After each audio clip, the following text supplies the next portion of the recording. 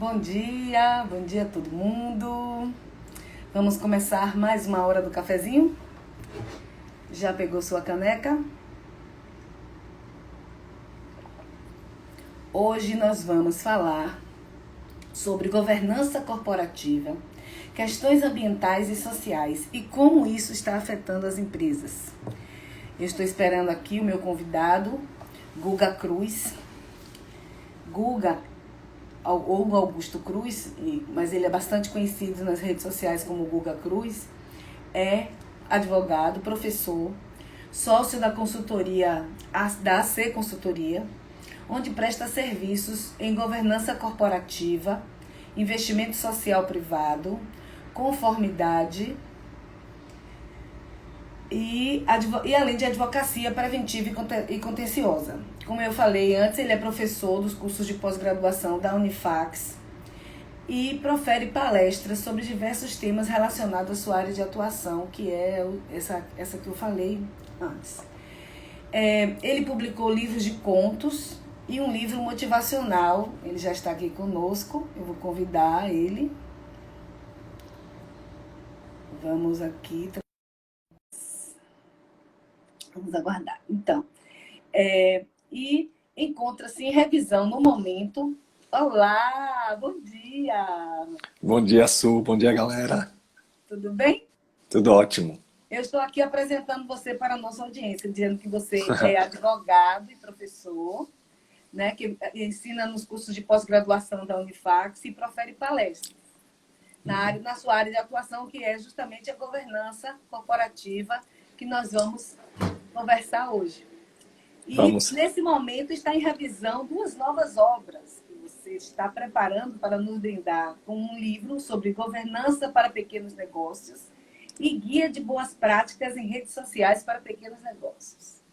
Que isso é muito legal, porque tem muita gente se lançando nas redes sociais, empresas se lançando nas redes sociais, sem o devido cuidado de várias questões, inclusive da governança.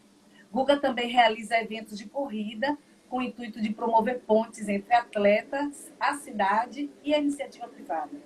E seu evento mais conhecido é o Treino das Meninas, que tem o objetivo de, além de praticar o esporte naturalmente, combater assédio às praticantes de esportes ao ar livre. Seja muito bem-vindo. Obrigado, Su. Bom dia, pessoal. Primeiro que é uma felicidade para mim estar junto com a agência de texto. A grande parceira, você, Cíntia e toda a família AT, porque AT é interessante que a gente não chama de equipe, a gente chama de família, né? E eu faço parte dessa família também. Como eu falei, minha voz não está muito boa, mas eu acho que a gente consegue hoje driblar essa minha disfonia e vamos nessa. Agora eu só queria falar uma coisa, trazer um spoiler aqui gigante para todo mundo. Além desses dois livros que você citou, eu tenho mais dois. Eu peguei e estou fazendo agora o volume 2, porque assim, a gente está lançando o Governança para Pequenos Negócios, que é um livro jurídico. Estamos lançando o e-book, que é o Boas Práticas em Redes Sociais, volume 1, Pequenos Negócios. E aí, na sequência, a gente vai fazer Boas Práticas em Redes Sociais, volume 2, Influenciadores Digitais, já está em revisão. E o volume 3, que é Boas Práticas para Jornalistas. Olha, que legal!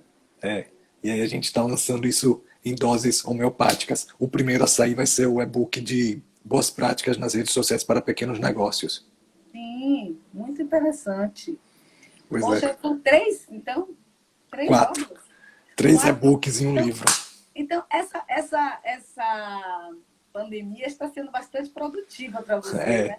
A gente tem que, infelizmente, tem tanta coisa ruim na pandemia, mas a gente aproveita para extrair algo que, de repente, nos deu um pouco mais de tempo, ou nos permitiu refletir um pouco mais e acabar produzindo de alguma forma, sem fazer maluquice, sem precisar trabalhar até 10 horas da noite. Com certeza, isso é importante, preservando a sanidade mental e a qualidade de vida, né? Sim. Guga, entrando no nosso tema, Pois não. né, que eu acabei de fixar aí para os nossos participantes. Uhum. Governança, meio ambiente e social, a bola da vez. Por que governança, meio ambiente e social são a bola da vez? Tá. São temas, na verdade, que a gente vem discutindo há muito tempo. Desde que o capitalismo é capitalismo, que a gente discute esses temas. O tema de governança, na realidade, ele começa a ser discutido mais ou menos nos anos 1920, quando começam a surgir os primeiros conflitos entre sócios, porque os fundadores iniciais das corporações passaram a ter mais pessoas nas empresas trabalhando e precisando de mais capital, e com isso cresce o número de acionistas, enfim. A governança ela surge como tema forte, de verdade, na nossa sociedade nos anos 1980, para evitar conflitos entre sócios majoritários e minoritários e entre os acionistas e os administradores. A questão ambiental ela surge com força nos anos 1970. A gente tem até uma repercussão disso nos filmes, como por exemplo aquele filme Síndrome da China, com a Cher, tá? Que fala sobre vazamento nuclear. Depois disso a gente teve muitas outras obras e recentemente o semi-documentário Chernobyl da HBO, que é quando aconteceu aquele incidente em 1984 que o mundo passa a olhar mais para o meio ambiente com mais força. E a questão já social... Tem 2 dicas aí, ó, galera. Pronto. Assistam. Esse da Cher Síndrome da China. Síndrome da China é muito bom. Eu Isso. já vi. É de 1979. Muito bom. Procurem e assistam, porque é muito bom. Sim, Se não me engano, Dustin Hoffman também sim, contracena com é ela. maravilhoso. É, sim. O filme teve indicações a Oscar, etc. E o documentário, semi-documentário Chernobyl, da HBO é muito bom. E na Netflix tem o Pós-Chernobyl. Na Netflix não, na Amazon Prime. Pós-Chernobyl. Vale a pena assistir. A gente tem uma compreensão melhor porque é que o mundo começa a pensar em meio ambiente, tá? Com tanta força. E a questão social, essa já é uma questão mais antiga que a gente vem discutindo desde a formação do Estado do Bem-Estar Social no pós-Segunda Guerra Mundial, e que precisa entrar em pauta. Quando a gente junta esses 3 elementos e uma cobrança muito grande da sociedade em relação às empresas, vejam que no Fórum Mundial de Davos, você até comentou comigo, né, Su, que você leu lá sobre o tema. Eu vi, na verdade, eu vi sua postagem no LinkedIn. No LinkedIn, isso eu sou sua fã, eu lhe sigo. É recíproco, é recíproco. Então, no Fórum Mundial de Davos, as empresas elas perceberam isso. Ó, a Camila de Santo André chegou aí, ó. Um beijo, Camila. O pessoal lá de Davos junto, se reuniu e constatou da importância de olhar mais para os stakeholders, de olhar mais para os interesses das partes interessadas e não apenas para o interesse dos acionistas. Os acionistas eles não podem só pensar no lucro, tem que começar a pensar no que os stakeholders, clientes, fornecedores, credores e empregados pensam e anseiam em relação à empresa. E o que as pessoas estão ansiando são as questões relacionadas à governança. Governança é comunicação. É como você dialoga com dentro da sua corporação. As questões ambientais, que urge que o mundo movimente isso, cuide disso. E quem mais maltrata o meio ambiente são as empresas e alguns governos. Mas isso é outra história. E a questão social, que nessa pandemia, inclusive, a gente viu como o tecido social foi esgarçado, como nós vimos as pessoas cada vez mais necessitadas, como essa pobreza aflorou, não apenas no Brasil. A gente vê isso nos Estados Unidos, vê isso na Europa. Então, a questão dos imigrantes, a gente vê como as pessoas sofreram mais. E os dados que a gente vê aqui no Brasil, é que realmente as maiores vítimas da pandemia são as pessoas de classe mais de renda menos favorecida. Por isso que essa questão agora surge tão forte. Governança social e ambiental. Vejam que declarações absurdas de alguns CEOs movimentaram grupos enormes nas redes sociais criticando a própria empresa por conta do discurso de seu CEO. E a gente teve vários exemplos aí, como Madeiro e outras. Então, por isso é que a governança social e ambiental estão na bola da vez. Eles afetam o lucro das empresas? Sim, sim. Veja que teve uma pesquisa do ano passado, inclusive aqui no Brasil foi feita a pesquisa, 83% dos consumidores optam por adquirir produtos e serviços de empresas que tenham um propósito ou que evidenciem um propósito ou que abrace causas que estejam mais próximas dos anseios pessoais dos consumidores. Então, claro que isso vai impactar no lucro. Obviamente que no primeiro momento a empresa pode até ter um custo maior ao produzir produtos mais sustentáveis. No entanto, ela pode ter isso revertido como positivo para a sua imagem e até para uma venda maior de produtos, já que a maioria dos consumidores, como mostra essa pesquisa, prefere adquirir produtos e serviços de empresas que pensam com um olhar socioambiental. E não somente socioambiental, mas também o social inclui a questão da diversidade também, né? Ah, sim. nós estávamos na semana passada falando justamente sobre isso, sobre diversidade nas Sim, sim. empresas. E que não basta apenas você ter uma propaganda que mostre diversidade, mas que você tem Exatamente. que praticar. Então, é disso que estamos falando hoje, né? Da governança para a Sim. diversidade. Aí você entrou em dois assuntos interessantes dentro de um só, que é a diversidade. O primeiro, quando a gente fala em governança, um dos princípios da governança é a equidade, é tratar a todos de forma igualitária, obviamente que dentro do interesse de cada um. E essa equidade precisa ser ampliada para que a empresa ela evidencie mais olhares, mais saberes, porque o olhar do homem branco cis vai ser um, o olhar do negro, da negra, da pessoa que tem outra orientação sexual, da mulher cis, da mulher transgênero, do homem transgênero, enfim. Nós precisamos de olhares e saberes diferentes para que não haja só um produto único para pensado só no homem branco, que é quem domina a sociedade, mas que a gente tenha uma diversidade de produtos que atendam a todos esses segmentos. Esse é um ponto importante. Aí, Oswaldo, você está falando uma coisa exatamente, um tema que eu ia entrar agora, que é o tal do brand washing. Não adianta a empresa fazer, como você falou, Su, não adianta a empresa fazer todo aquele carnaval nas redes sociais, de fotos bonitas, um feed lindo, de uma publicidade bacana institucional dizendo que ela abraça todo mundo, e aí faz aquele vídeo com um japonês, um oriental, um negro, um latino, Asiático. asiático, caucasiano, mulheres, homens, cis, alguém com deficiência física. E isso é apenas o que a gente chama de brandwashing, porque a empresa mostra isso tudo, mas na prática ela não age assim. Eu vou dar um exemplo aqui da Nike, muito interessante. A Nike ela faz uma campanha muito bacana de inclusão social, muito legal.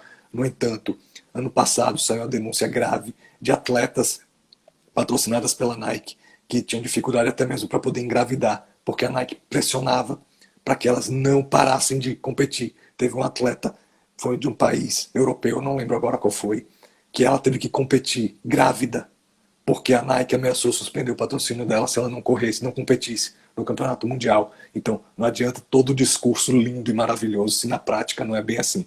Nós tivemos agora um evento muito forte que foi o Black Lives Matter, né? E a gente viu empresas se posicionando, algumas empresas silenciaram. Eu respeito algumas empresas que silenciaram, porque não porque elas sejam racistas, mas porque nunca abraçaram a causa e de repente podiam sair como oportunistas. É algo muito delicado, as empresas precisam balancear bem. Acho que as empresas precisam se posicionar, mas sempre pensando, eu vou me posicionar e vou continuar nisso, ou eu simplesmente vou aproveitar o momento para fazer um post, um quadrado negro e escrever Black Lives Matter. Acho que não é por aí. Acho que se você quer abraçar uma causa, não entre no senso comum. Pesquise, entenda, monte uma equipe dentro da sua empresa preparada para isso, discuta. Hoje a gente tem muitas empresas trabalhando com diversidade, como a do Ricardo, que você conhece bem. Eu trabalho com diversidade nas organizações. A própria agência de texto também trabalha muito com isso. As pautas que vocês montam para os clientes tem sempre esse foco, tem sempre esse cuidado. Então, nada de, ó, Cíntia aí, ó. Oi, Cíntia. Nada de montar, não, vamos fazer aqui imagem bonitinha para dizer que a gente é diverso. Não é assim. Eu soube que o Santander outro dia, foi uma pessoa que comentou isso, eu estava dando uma palestra e a pessoa comentou que o Santander estava procurando trazer de Salvador, levar de Salvador para São Paulo empregados negros, para poder mostrar em São Paulo que tinha pessoas negras trabalhando. Eu acho que não precisa disso, acho que no Brasil inteiro você encontra pessoas negras que você pode contratar. Com certeza, não tenha dúvida. Mas veja só, você tocou num ponto interessante sobre como começar. Porque esse é o grande, na minha opinião, esse é o grande gap para as empresas que estão atentas a essa questão, mas não sabem por onde começar, para não parecer oportunismo, porque assim, Sim. tem sempre um start, tem sempre um momento que dá aquele estalo na empresa. A empresa não é racista, mas também nunca se posicionou contra o racismo. Mas porque ela nunca pensou que isso pudesse fazer parte da pauta dela, pudesse afetá-la de alguma forma. Só que agora as empresas estão prestando mais atenção nisso, em função das redes sociais, em função de várias mudanças que aconteceram no mundo, certo?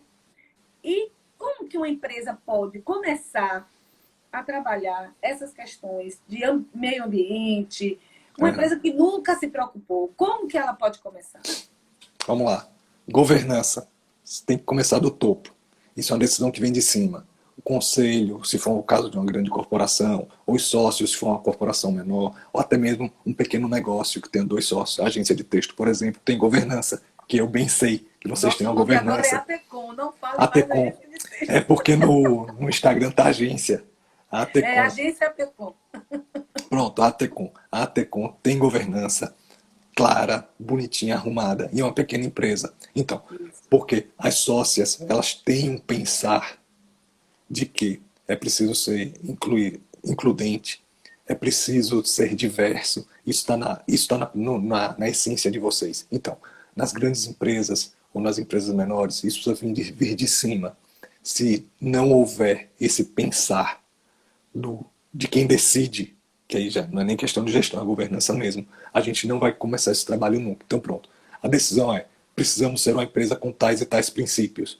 A partir disso, isso tem que emanar para a direção, para a gestão, e aí começa a se fazer um trabalho.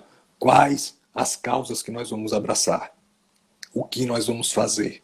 Então, acho que o ideal na empresa é montar um comitê de diversidade, se for o caso, um comitê de pensar socioambiental, e aí dentro das questões sociais tem diversidade, na questão ambiental tem compensação do que é feito, tem também a recuperação de nascentes, o uso melhor da água, etc. São muitas questões. Acho que eu não quero fazer publicidade, mas talvez contratar uma consultoria, e tem muitas nesse sentido, não apenas a gente, mas tem consultorias que podem sim ajudar a orientar. Então, pode pensar também com os 17 ODS da ONU, os Objetivos de Desenvolvimento Sustentável da ONU, e a partir desses ODS verificar qual linha é mais adequada para o negócio. Não tem problema nenhum que o investimento social privado seja baseado no próprio negócio. Então, digamos que você tem uma empresa que vende roupas e você investe numa escola de moda. Está alinhado com o seu negócio, mas ao mesmo tempo você também está fazendo algo social. Isso não desvaloriza.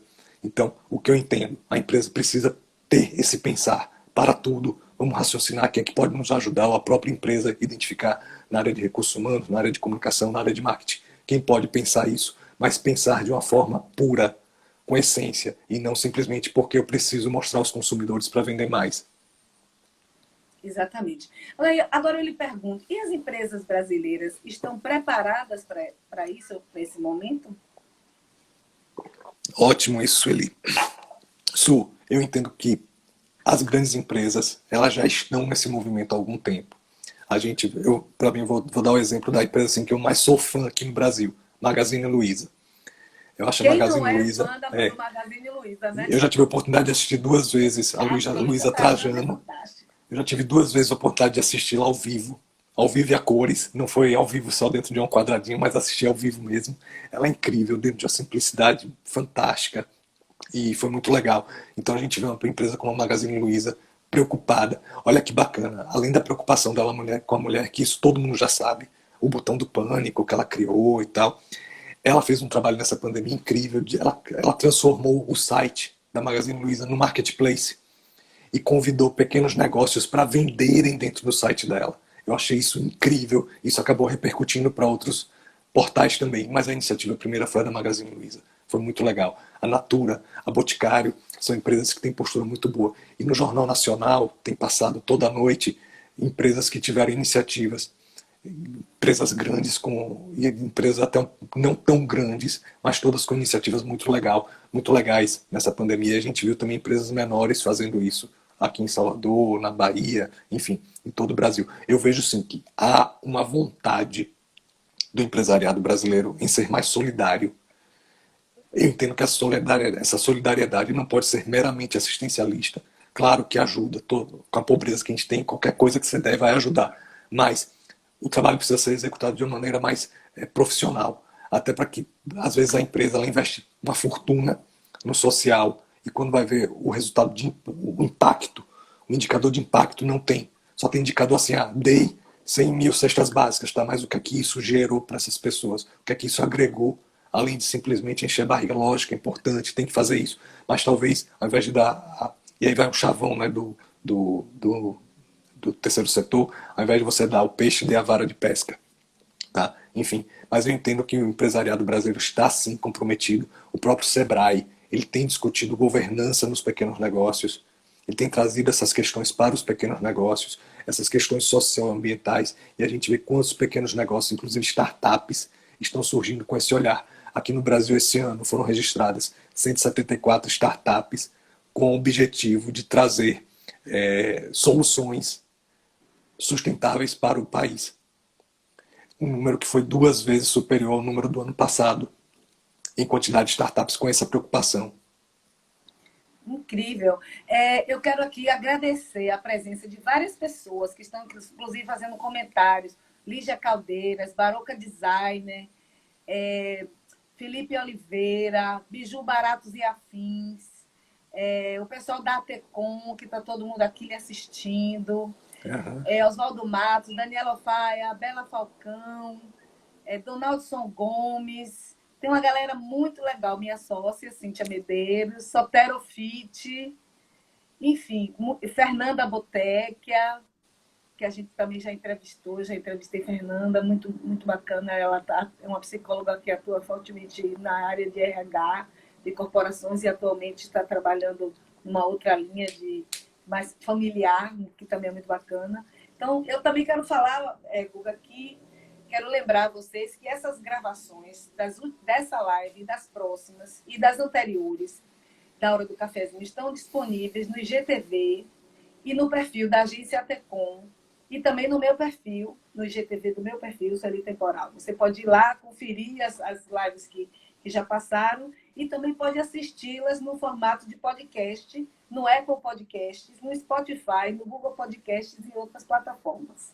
O Hector acabou de entrar, Hector é nosso parceiraço. Bom dia, Hector. E agora eu quero lhe fazer uma outra pergunta. Como a comunicação pode atuar nesse processo de governança, compliance, que a gente tem outro tema que eu queria abordar. Tiago, tudo bom? Tiago Abelardo também entrou agora, ele é gestor de comunicação da APAI. Ah, legal. Tá, olha isso. Antes de responder, eu só vou fazer um comentário aqui para o Oswaldo. O Oswaldo falou sobre a importância de popularizar a governança. E olha, Oswaldo, vou te dizer o seguinte. Eu cadastrei há 2 meses um produto lá no Sebrae de governança para os pequenos negócios. Não quero fazer propaganda não, tá? Mas só para dizer que isso está rodando e acabo fazendo propaganda, tá? Bom, governança é comunicação. Assim como eu sempre digo, ó, direito é linguagem, então direito está muito próximo da comunicação. Governança é comunicação, porque governança é a forma como as empresas são administradas, dirigidas, monitoradas, incentivadas, e como as corporações dialogam com os inúmeros setores que ela tem, e com os inúmeros órgãos, conselho fiscal, conselho de administração, diretoria, gerências, etc. Então, precisa muito de comunicação. E mais do que isso, diferente do preceito cristão de que você dá com a mão direita e esconde com a esquerda, tá certo? Dá com a direita e esconde com a esquerda. Quando a gente fala em governança corporativa, quando a gente fala em conformidade, é preciso mostrar. Até porque um dos princípios da governança, da boa governança, é a transparência. E como é que a gente é transparente? Com comunicação. Um site onde você apresente claramente o que você faz, como você faz, de que forma foi feito, que você evidencie suas boas práticas de governança, que você preste contas para a sociedade, para os acionistas, para os diversos stakeholders. Isso é o trabalho da comunicação. É um trabalho casado, responsável por governança junto com a área de comunicação. Outra coisa, se você quer ser transparente e você tem canais como redes sociais, use as redes sociais. Lógico, você vai fazer nas suas redes sociais sempre aqueles vídeos mostrando o que você faz, como é o seu negócio, mas aproveite também as redes sociais para tratar de transparência, de prestação de contas, porque as pessoas esperam isso também. Tome a iniciativa, não espere que as pessoas peçam. E quem vai fazer isso para você? A área de comunicação. Tanto a comunicação interna como externa. E é isso, você nada de braçada nisso. A ATECOM é mestre nisso, que eu sei. E faz muito bem esse trabalho. A área de comunicação sempre é estratégica. A área de comunicação nunca é operacional. Ela é política estratégica dentro de um processo de governança. Quando você monta a sua macroestrutura, essa macroestrutura que vai mostrar quem fala com quem dialoga com quem, isso nada mais é do que comunicação. Mas eu queria também fazer uma provocação. Mas Tá, você não acha que essa de quem fala com quem, botar tudo dentro das caixinhas, não engessa um pouco a empresa? tá. Porque eu tenho observado em algumas corporações nas quais eu atuo que a implantação de processos de compliance e de governança tem deixado as pessoas engessadas dentro das caixinhas e com medo de se mexer, de Concordo. se mover, principalmente depois dos grandes escândalos que envolveram as grandes corporações brasileiras. Uhum. Isso afetou muito o universo corporativo, não? Sem dúvida. Bom, então são dois aspectos. Primeiro, quando a gente coloca na caixinha, o que a gente quer dizer é o seguinte: quem vai dialogar com quem? Quem lidera quem? Obviamente que isso não pode ser uma trava para que a pessoa não atue. Então é importante que a empresa, você coloca, olha, minha liderança é fulano, mas eu tenho delegação. E se essa delegação é muito travada, aí é um problema de gestão. A equipe operacional não trabalha, fica dependendo do líder. E o líder tem que ter o direito até de morrer. Então ele Claro. precisa delegar para ele poder morrer, se for o caso, para ele poder mudar, ser promovido, ir para outro ambiente e também para testar seus colaboradores e esses poderem ser ascenderem dentro da empresa. Então a gente vê que algumas empresas têm esse problema de líder centralizador e acaba prejudicando a comunicação. Que aí tudo, peraí, deixa eu falar com o meu chefe. Ah, não, depende do meu chefe. Ah, não, não dá, tem que ter 3 assinaturas. E aí começa a embolar. Esse é um problema realmente de Ou então, estou governança barra precisando de uma gestão. coisa, mas eu não posso pedir ao outro porque eu não posso falar com ele. Eu tenho que pedir ao meu Exatamente. chefe para falar. Isso não dá. É igual Mas, quando a gente chega na loja e pergunta, tem tal coisa, tem, mas acabou. Que não resolve. Né? Bom, e aí a outra questão que você falou é sobre o compliance deixar engessado.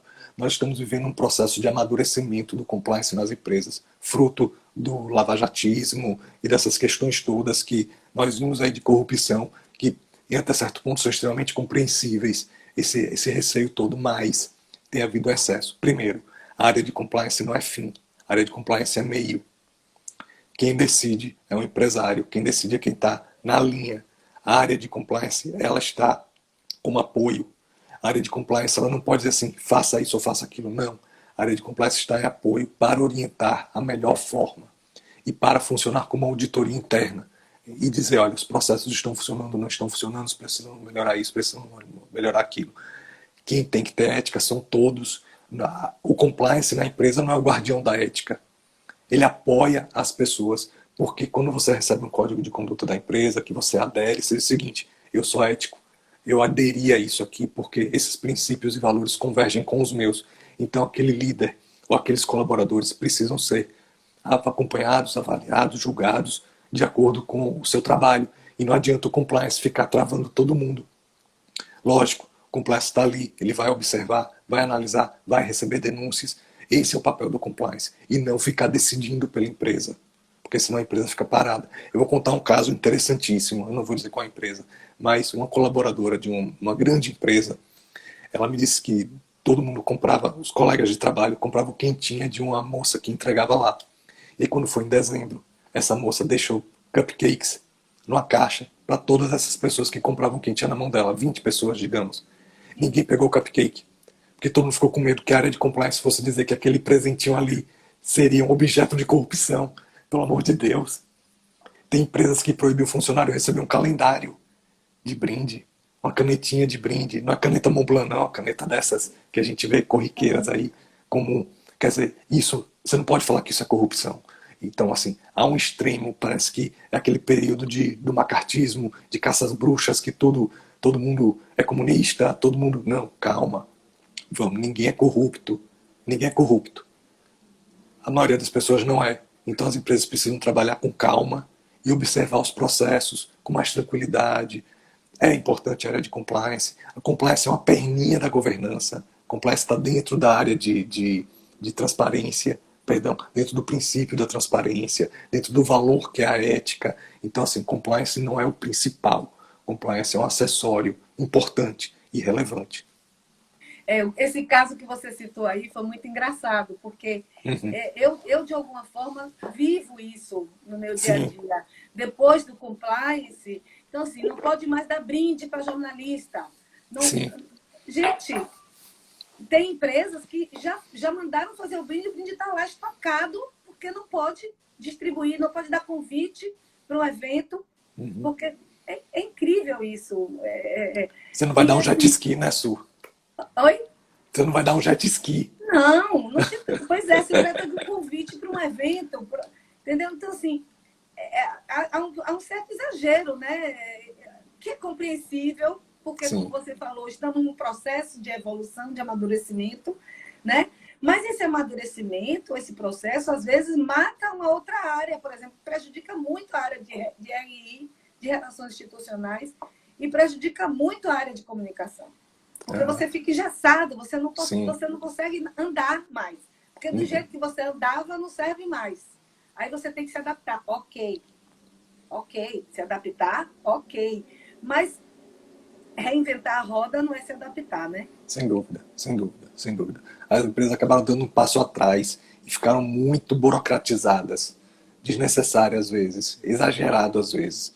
Eu sou um defensor do compliance, do fortalecimento da compliance dentro das empresas. Sempre existiu compliance, não é nenhuma novidade. Mas veja só, outro dia eu peguei uma definição de compliance do ministro Barroso, do STF, do ministro Barroso.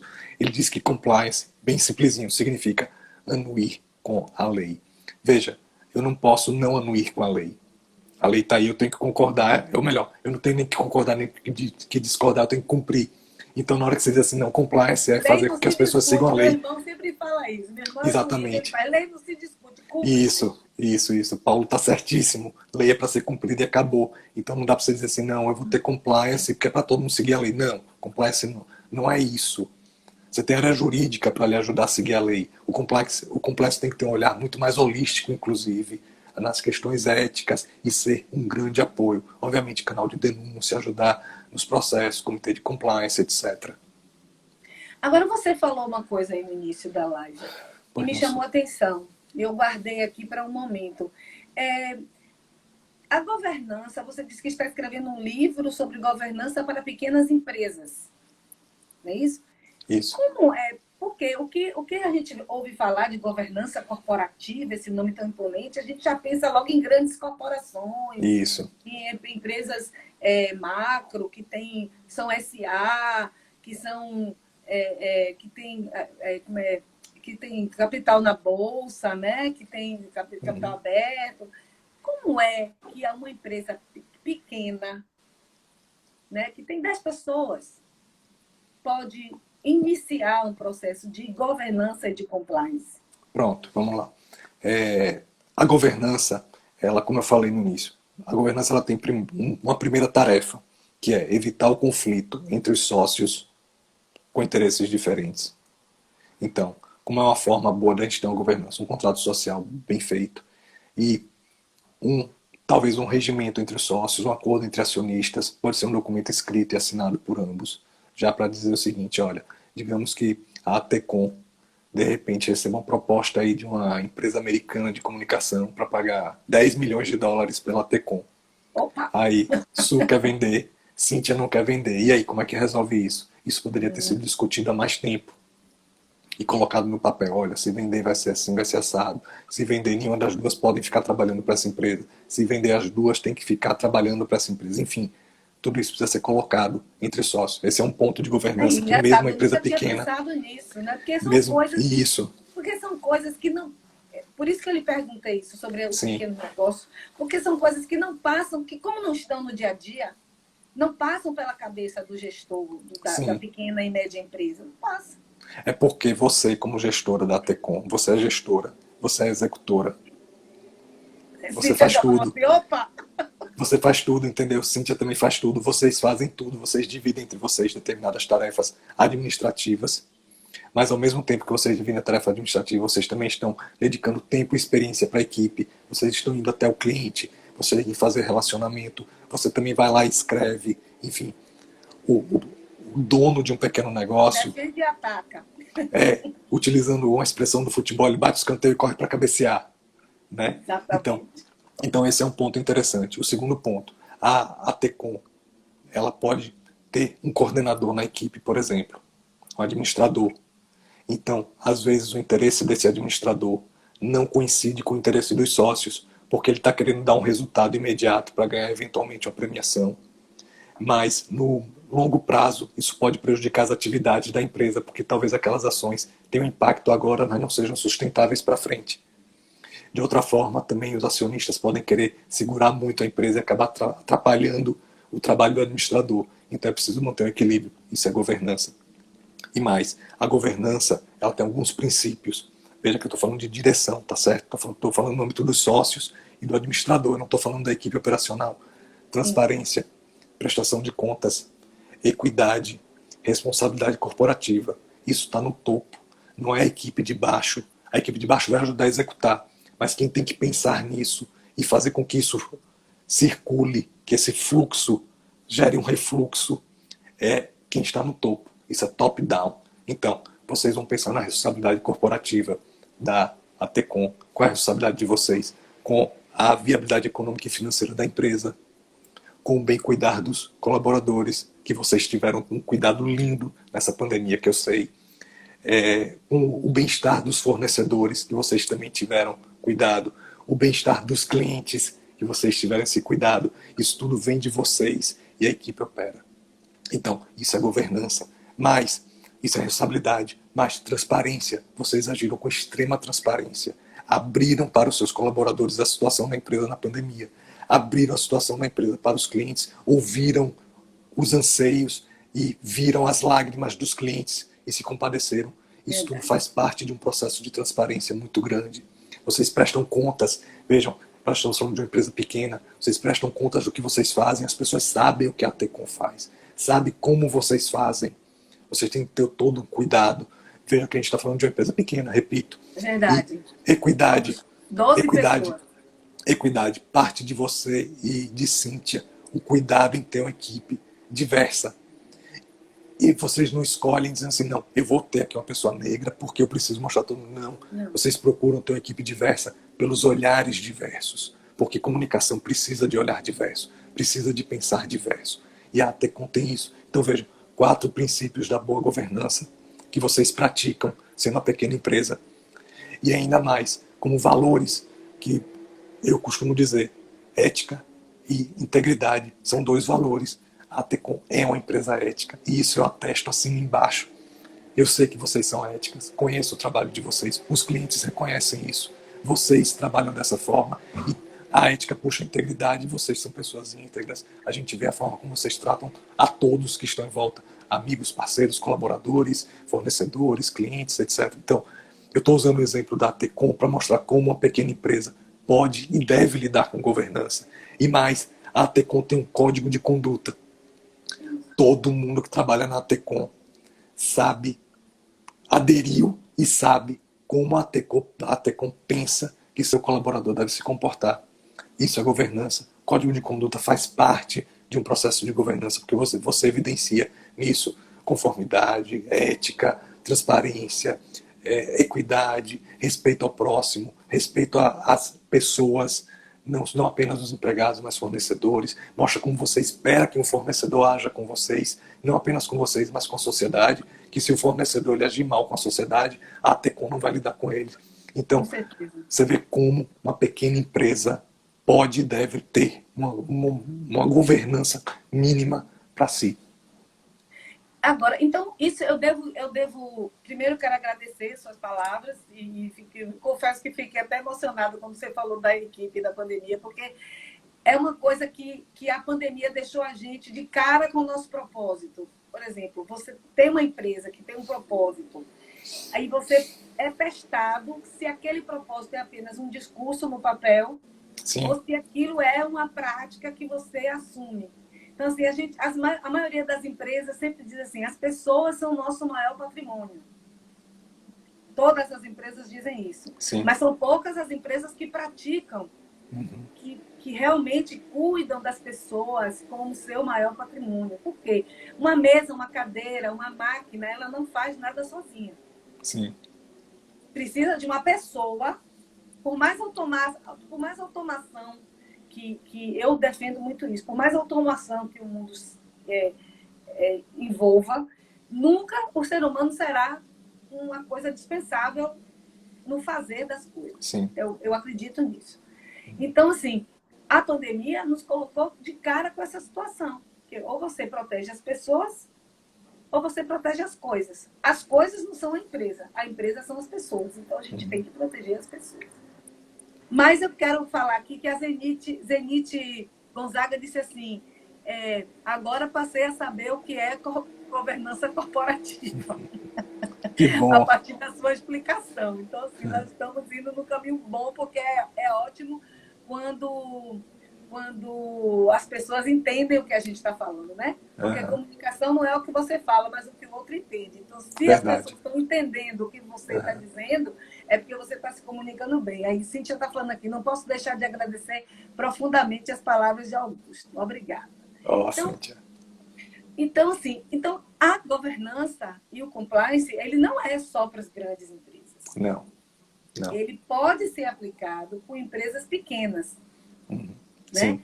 Mas você falou, deu o exemplo aí da APECOM, mas eu também quero dizer que a gente não faria tudo isso se não tivesse a sua ajuda e a ajuda de Oswaldo Matos. São duas pessoas em quem a gente confia e a gente e que nos orientam nessa dura batalha que é ser empresário no Brasil. Verdade, isso é difícil. Então, assim, a sua consultoria foi realmente fundamental para que a gente tivesse toda essa código de conduta, que eram coisas que, na verdade, estavam dentro da gente, mas a gente não sabia como externar isso. Né? Embora nós sejamos jornalistas, empresários da comunicação há mais de 20 anos, mas a gente não sabia como externar essa coisa. E a sua consultoria nessa questão de compliance, de código de conduta, organizou esse pensamento, né? Organizou essa maneira de ser. Né? Então, então, o que eu acho que agora a minha próxima pergunta aí, ó. Renara Ladeia está dizendo, Google é top mesmo. É top mesmo. Olha, Renara é nossa parceira. Inclusive, ela é a dona da Vozita. Foi ela quem nos ajudou naquele evento da Abracon, que mandou aqueles pãezinhos maravilhosos pra gente. Sim, e é o melhor pão de queijo do Brasil. Que delícia, uma delícia, viu, Renara? Uma delícia. Ó, então aí eu volto nessa questão então a empresa, o pequeno empresário que quer fazer a governança, você já explicou que tem que começar dele e tal, mas, por exemplo, a gente precisou de alguém externo que viesse nos organizar o pensamento e botar no papel. Ó, é assim, assim, assim, assim. Então, a governança também ela não pode brotar do nada. Ela precisa de uma pessoa especializada que faça acontecer. Sim. Então, assim, por exemplo, o que é isso? É uma consultoria que se contrata? Como é isso? Se hoje eu quiser, mas uma pessoa que está nos assistindo aí eu quero fazer igual a Tecom fez. Como é que faz? Pronto. Todo esse introito que você fez foi bem interessante, porque me remete a um ditado banto, que diz assim: eu sei coisas que você não sabe, você sabe coisas que eu não sei, vamos juntar. Né? Então, eu acho que é muito por aí. Oswaldo tem uma contribuição fantástica, vocês têm um pensar, enfim, a gente vai misturando isso e vão surgindo ideias fantásticas. Primeiro, é preciso que as pessoas, como o Oswaldo ele comentou ali, é preciso popularizar mais o que é governança. As pessoas realmente, quando vêm falar em governança, só pensam na grande corporação, que sem dúvida é mais fácil da gente enxergar quando a gente vê uma macroestrutura de uma grande corporação, seja lá conselho fiscal, de administração, diretoria, comitê disso, comitê daquilo, acionistas, a gente consegue ver que realmente há vários canais que precisam ser sistematizados para que flua melhor a comunicação. A gente vê muitos pequenos negócios e, como eu falei, o dono do pequeno negócio, ao mesmo tempo que ele cuida da gestão, ele cuida também do dia a dia. O cara ele também está ali fritando hambúrguer junto com o pessoal, está indo de manhã cedo na feira comprar produto e acaba que ele não consegue pensar nessas outras questões. Então, tem que partir muito do pequeno empresário. Peraí, deixa eu acertar aqui. Eu preciso ter um novo olhar para a minha empresa. E acaba que esse novo olhar pode até gerar mais lucros e menos perdas, eventualmente. Então, o primeiro conselho que eu dou, vá lá no site do Sebrae. Quem é o pai e a mãe do pequeno empresário no Brasil? Sebrae. O Sebrae Bahia tem um trabalho incrível. Eu sugiro, olhem no site, comecem a pesquisar o que é que o Sebrae oferece, quais os textos que estão ali, e de repente a pessoa começa a internalizar que precisa ir além do simplesmente acordar todo dia, sair correndo para ir à feira, ir lá fazer um hambúrguer, ou sair correndo para atender o cliente, para fazer a pauta dele, para fazer reunião, para fazer live, enfim, e começar a pensar no negócio, porque você começa a trabalhar tanto pelo negócio que esquece que seu negócio é maior do que o seu trabalho. Não pode pensar que aquilo ali é um emprego, tem que pensar que aquilo é dele e que precisa ser algo maior. Bom, visto isso, pesquisado, aí começar a procurar. No mercado tem muitos bons profissionais que trabalham com governança, escritórios de advocacia, escritórios de contabilidade, são quem puder contratar, Price, Performance, KPMG, mas são empresas muito caras, né? São empresas de consultoria, auditoria, talvez não sejam tão próximas para o pequeno negócio. Tem a mim, a C Consultoria, e aqui também vendendo os produtos, serviços. Mas sim, eu acho que o primeiro caminho é o site do Sebrae. Buscar lá no Sebrae. Certo. Assim, não dá muito trabalho, né? Quando a pessoa quer, porque às vezes assim, eu não tenho tempo para isso. Né? Sim. Eu não consigo, porque ou eu vou na feira comprar um negócio, eu não consigo sentar na frente do computador e ver. Consegue. Consegue, Né? consegue. A gente faz o trabalho via e-mail, faz via reuniões online, presenciais, a gente discute, a gente provoca muito os sócios, a gente fala, escreva isso, pergunte para sua equipe, você lembra, né, como é que foi o processo? A gente provoca muito e acaba que a pessoa, quando começa a escrever, ela não para e começa a perceber que realmente ela pode sim construir algo maior para si e ver a empresa de uma forma muito maior do que simplesmente o próprio ganha-pão. A empresa, ela é grande, ela tem que ficar, né? Você tem que pensar na sucessão. O pequeno empresário não pensa na sucessão. A empresa tem que se perpetuar. Tem os filhos, Exatamente. As tem. pessoas são finitas, né? Mas a empresa não Exatamente. A precisa empresa não ser. precisa. Exatamente. Você viu, nós perdemos 760 mil pequenas empresas nessa pandemia. Porque a maioria do pequeno empresário trabalha como se fosse empregado de si mesmo. Boa, isso aí, Lógico. isso aí é uma coisa importante que você falou Sim, agora, porque sim, realmente é fato. As pessoas, principalmente agora que existe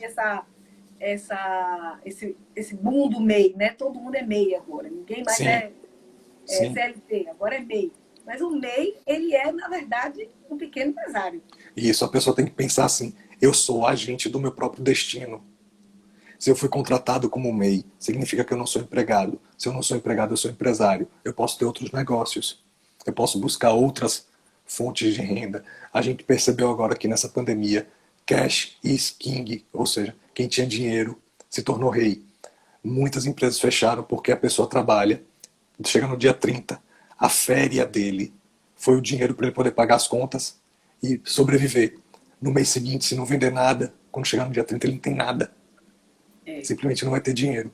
Por isso muitos negócios fecharam. Claro, a gente está num país pobre, são inúmeras as situações, mas as pessoas precisam pensar mais como empresário. O Código Civil, eu gosto desse conceito Código Civil. Empresário é aquele que exerce atividade econômica de forma organizada e profissional. Então, se você vai ter uma atividade econômica, faça isso de maneira organizada e profissional. Se planeje, se organize, pense assim: eu tenho um negócio. O negócio significa que ele precisa continuar. Se eu tirar todo o dinheiro para poder satisfazer as minhas despesas, vai acabar. Claro, aí são mil situações. Tem aquela situação que realmente a pessoa não tem jeito, vai ter que usar aquilo ali, mas começar a se planejar. Tem muita orientação, como exatamente Baroca Designer.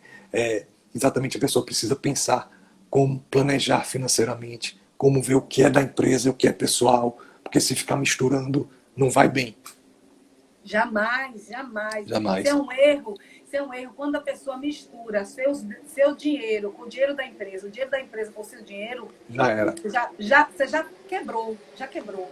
É um autogolpe. Renara Ladeia está dizendo aqui, ó, Guga, além de parceiro, é meu consultor na Vozita. Isso. Ele consegue aplicar conceitos de forma clara, eficaz e simples.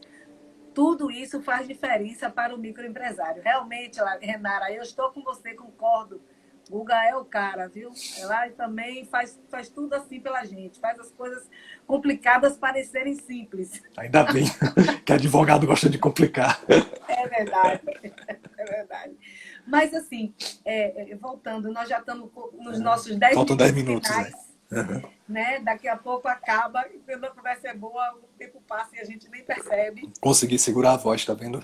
Que bom, que bom. Eu estou se hidratando bastante, É, né? Beber bastante água, né? E eu agradeço muito que você, mesmo com esse problema de fala, a gente estava querendo há muito tempo fazer essa verdade. live, mas você estava com essa disfonia, né? E está tratando, e espero que fique bom rápido, porque a sua voz precisa ser ouvida mais vezes. Você tem um conteúdo maravilhoso, né? Aí o Marcos está dizendo que a live merece ser dobrada. Eu digo, não, Vamos vamos ter nessa. calma, deixa o bichinho descansar a voz dele, senão não aguenta. 2 horas de live não Dia aguenta. 14 vai ter uma da gente, né, Su? Pois é, dia 14 nós vamos ter uma live com o Guga no perfil do Sinapro, né? Ele vai falar sobre a lei de proteção de dados, que é uma coisa também nova aí que vai afetar bastante as empresas. Inclusive governança, né? Inclusive governança. Pois é. E a gente vai falar muito isso para as empresas também, porque o Sinapro é um sindicato de agências de propaganda, então, assim, o que eu percebo é que as agências elas estão muito atrasadas nesse processo de compliance, de governança. Justamente por isso, vive ali naquela máquina de moer carne, como fala minha sócia. Assim, Empresa pequena. a gente entra na máquina de moer carne e não sai dela. E não consegue pensar amplo, né? Pensar para além da empresa, né? Aí, como nós já estamos nos nossos 10 minutos finais, eu queria que você indicasse. Você já falou aí de 2 filmes que as pessoas precisam assistir para poder prestar atenção na importância das empresas, né? Porque a empresa ela não vive só para ela mesma. A empresa ela Sim. vive dentro de um ecossistema que ela que depende dela, do qual ela depende e que depende dela, né? Sim. Se você vê agora mesmo na pandemia, a gente percebe claramente essa questão da cadeia, porque quando um setor para, outros setores vão parando, né? Por Sim. exemplo, ontem eu vi um protesto de empresas que fazem eventos, buffet de casamento, formatura, 15 anos. Aí todo mundo fala assim, não, para que eu vou fazer festa de formatura no meio da pandemia? Para que eu vou fazer festa de casamento no meio da pandemia? Ok, porque precisamos manter o distanciamento social. Mas essas empresas todas que vivem de casamento, de formatura, né, pararam. E aí, com elas, parou quem? Parou quem faz o doce, parou quem serve a mesa, parou quem faz as toalhas, parou quem trabalha no transporte, no aluguel do carro. Afeta todo um ecossistema. Uma empresa que para, ela não é ela sozinha que perde. É todo um ecossistema de funcionários, não só funcionários, mas as fornecedores, e etc. E tal. Então, aí eu quero que você indique um livro que fale sobre esse assunto. Uhum. E também o filme você já indicou, se você quiser indicar mais, fica à vontade.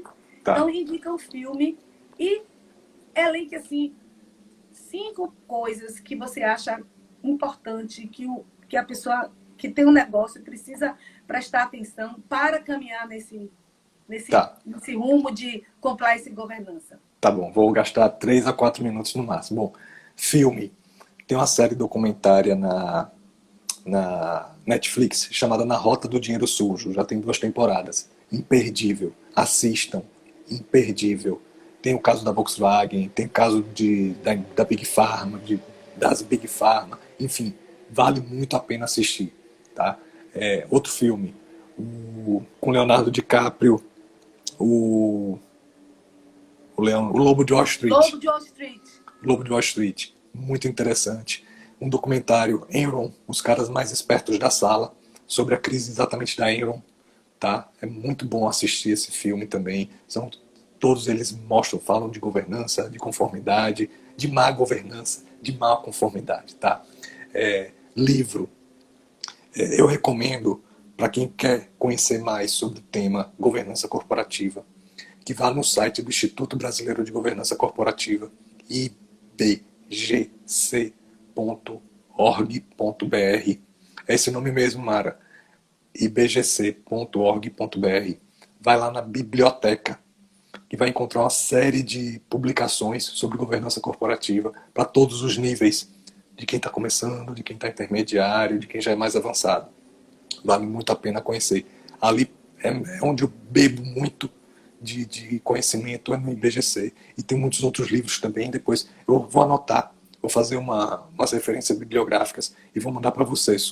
De repente, quem tiver interesse, vocês podem disponibilizar, tá? E, bom, livro, filme e 5 regrinhas para todo mundo. Primeiro, pense na sua essência, pense no seu propósito. A empresa precisa ter. Eu sei que a palavra da moda é propósito, tem um monte de gente aí chateando com esse tema, tem um monte de...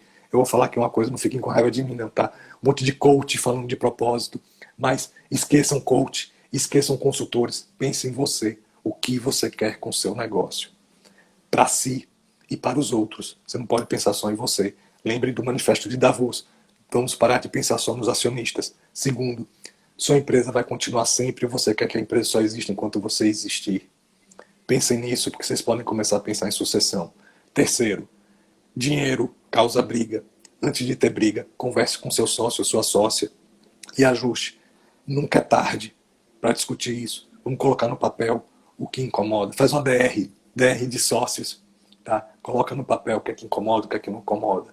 4, pense sempre de forma transparente. Mostre, evidencie para as pessoas.